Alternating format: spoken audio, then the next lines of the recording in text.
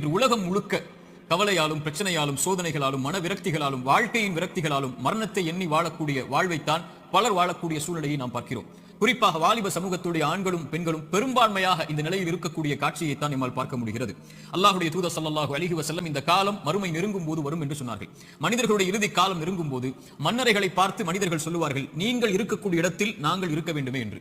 மரணித்தவனை பார்த்து உயிர் உள்ளவன் மரணிக்க வேண்டும் என்று ஆசைப்படுவான் என்று அல்லாஹ்வுடைய தூதர் ஸல்லல்லாஹு அலைஹி வஸல்லம் அவர்கள் சொன்னார்கள். இப்படி மரணத்தை எண்ணி கவலையாலும் பிரச்சனைகளாலும் சோதனைகளாலும் நெருக்கடிகளாலும் வாழக்கூடிய வாழ்வை இறுதி சமூகம் சந்திக்கும் என்று அல்லாஹ்வுடைய தூதர் ஸல்லல்லாஹு அலைஹி வஸல்லம் அவர்கள் சொன்னார்கள்.